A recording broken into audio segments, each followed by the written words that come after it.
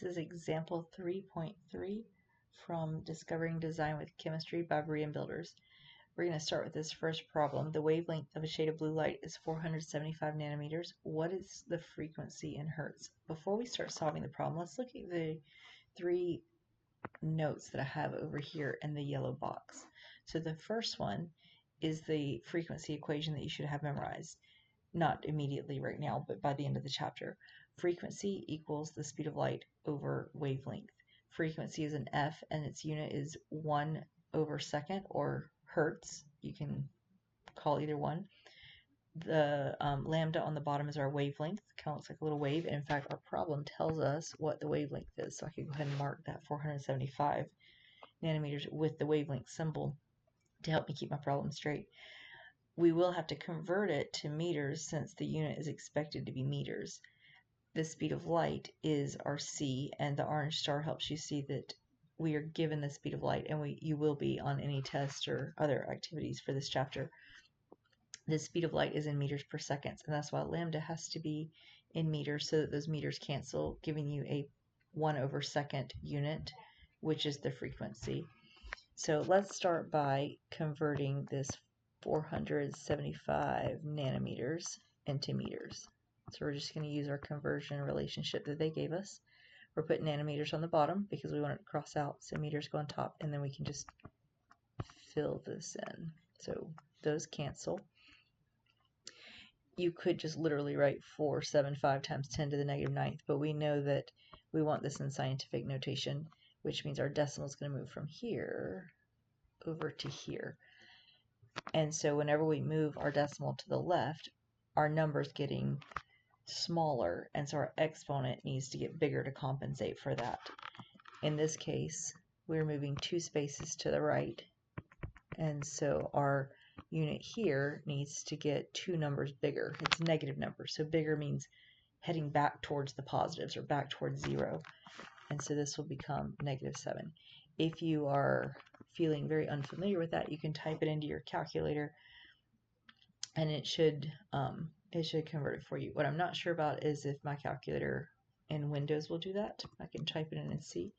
So let me not just put in the answer. 475 times 10 to the -9. I have typed in really oddly to make it work.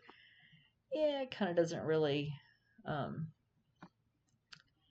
work it. But if I click on this little F to E button, it will swap it between standard notation and scientific notation. And so I can see 4.75, the E stands for times 10 to the, and then -7. So if you're like, I'm not doing that in my head, feel free to type it in your calculator when you make the conversion. Okay, so now we are ready to actually work the problem. So we want the frequency. So we're going to start with our frequency equation. Because this is what we're going for, the frequency, I'm just going to keep working sideways. We're going to fill in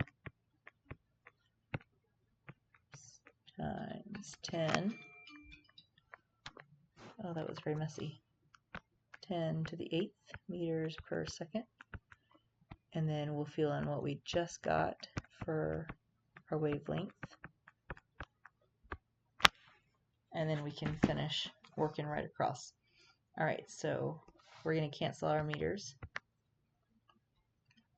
And then we're going to type these into our calculator because I'm definitely not doing that in my head. All right, so 3.00,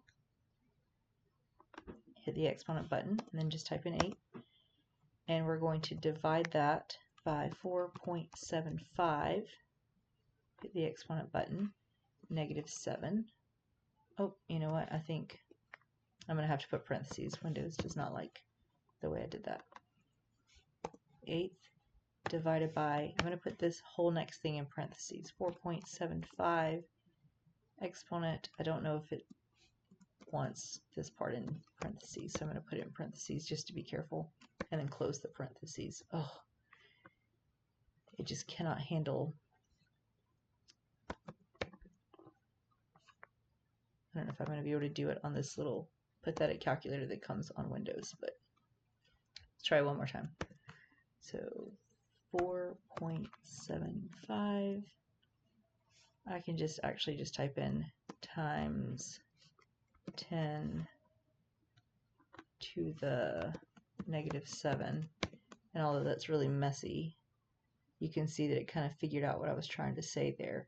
And I can check and make sure all my parentheses are closed, and then I can hit the final answer. And that is not the answer I got on my phone calculator or the scientific calculator online. So, oh, wait, yes it is. Yay. It just looks very messy because it is very long. All right, so here's our number. And everything in front of the E is the number that we have to decide how much to keep. We have 3 significant figures in 3.00 and in 4.75. So we only need 3 of these numbers. So we need these 3 rounded. So that will be 6.32. And then the times 10 to the whatever is what comes after the E, and it's a positive 14. So 6.32 times 10 to the 14.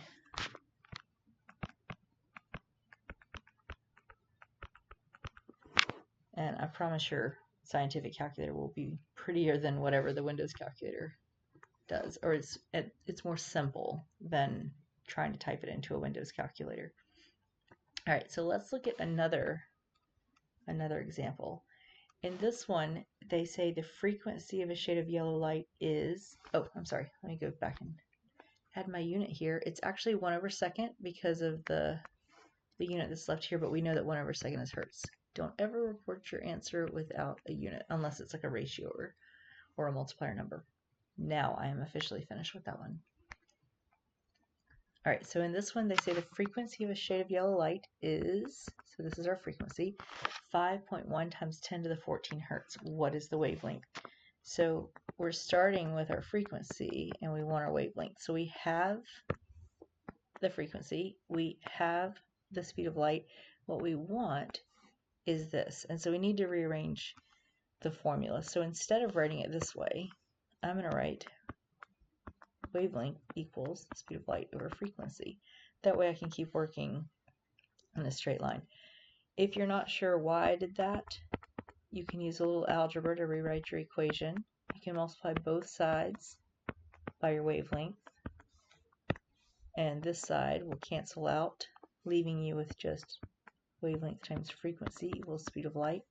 And then because you want wavelength by itself, you can divide both sides by frequency, which will cancel it out, and you'll be left with this. Anytime I see something on one side on the bottom of a fraction that I want to solve for, which in this case is wavelength, I can swap it with the thing on the other side that's kind of like on the top of the fraction.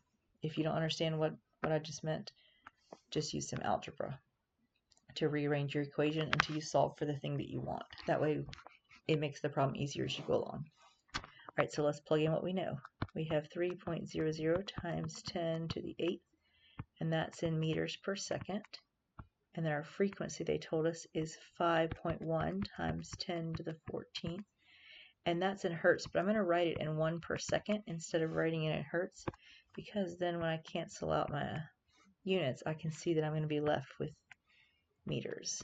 All right, so I have worked this on a regular calculator, but I don't know if the Windows one will work so that you can see what I'm doing, but I will try it anyways. All right, so let's see how this works out.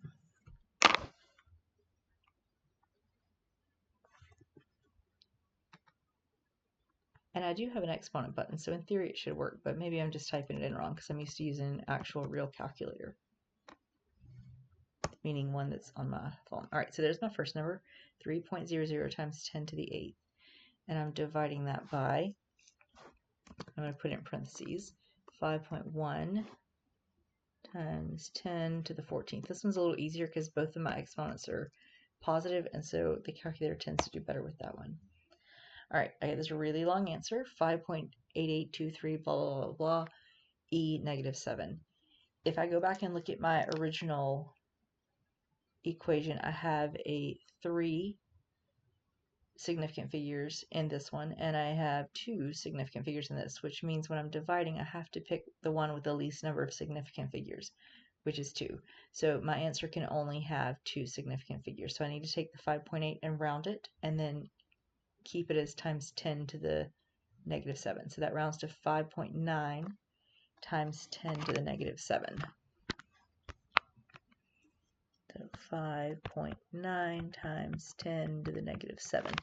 And that is in meters. We could convert it to nanometers, but the problem didn't say what unit it wants it in. So we're going to keep it in the first unit we find it in, because we know that's most likely to be right, and we're less likely to make a mistake if we don't change it again. All right.